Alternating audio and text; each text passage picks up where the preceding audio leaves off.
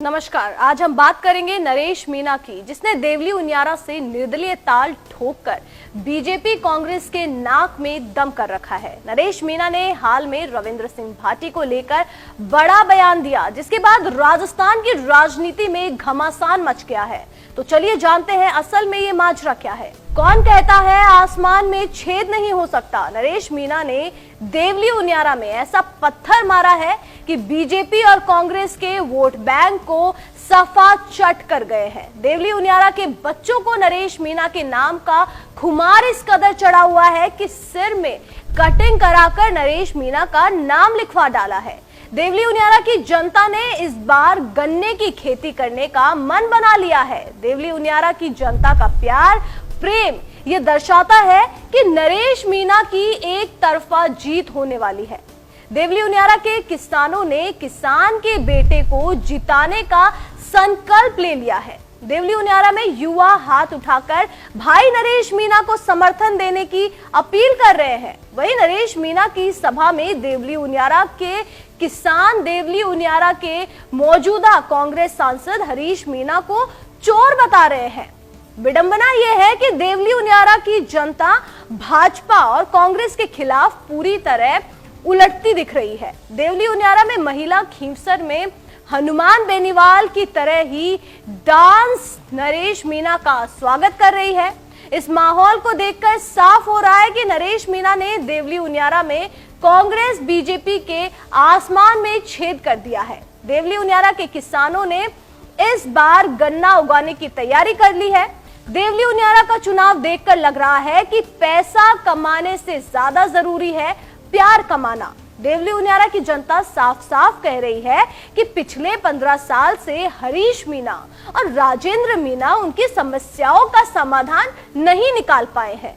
अब तक देवली उनियारा की जनता ने पार्टियों को वोट दिया था, लेकिन लगता है इस बार निर्दलीय को वोट करने की ठान रखी है।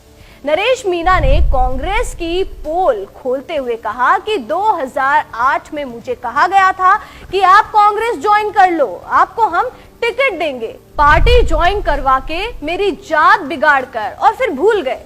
लेकिन ये सारे कांग्रेस के नेता, जिसमें प्रसादी लाल मीणा, मुरारी लाल मीणा, कई कांग्रेस नेता हैं जो मुझे आगे बढ़ता नहीं देख सकते हैं। पहले 2008 में टिकट नहीं दिया, फिर 2023 में विधानसभा और फिर लोकसभा में मैंने कांग्रेस से टिकट मांगा पर नहीं दिया।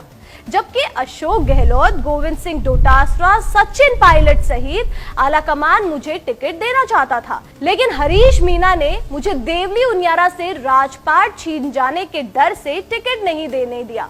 मुझे लग गया है कि ऐसे नेता जब तक कांग्रेस में है, मुझे 2028 में भी मौका नहीं मिलेगा।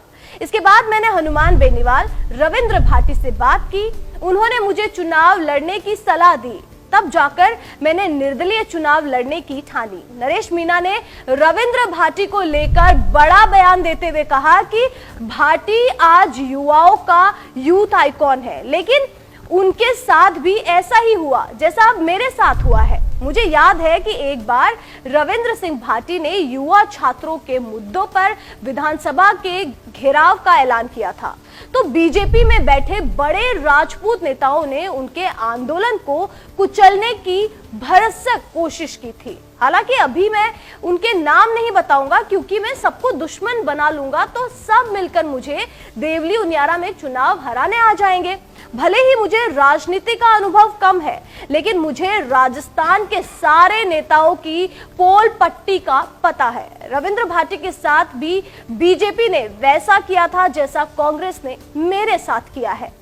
भाटी भाई को पहले बीजेपी ने ज्वाइन करा लिया और फिर उनकी टिकट काट दी, ठीक मेरी तरह। इसलिए उन्होंने मेरे दुख का उन्हें एहसास है, वो समझ सकते हैं कि मेरे ऊपर क्या गुजर रही है। सचिन पायलट भी एक यूथ लीडर है जिससे पूरी कांग्रेस डरती है, यहाँ तक कि अशोक गहलोत साहब भी को उनसे डर लगता है।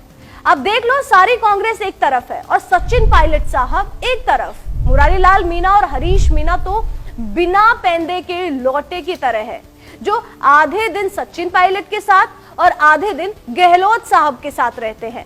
ये किसी एक के सगे नहीं है। जो इंसान सगे भाई का नहीं हुआ वो किसी का क्या हो सकता है। लेकिन मुझे मेरी मेहनत और मेरे साथी छात्र नेताओं पर पूरा विश्वास है कि 10 नवंबर आते आते देवली उनियारा में एक तरफ माहौल हो जाएगा। नरेश मीणा का कहना है कि देवली उनियारा में किसी की टक्कर नहीं होगी, एक तरफा वो चुनाव जीत जाएंगे।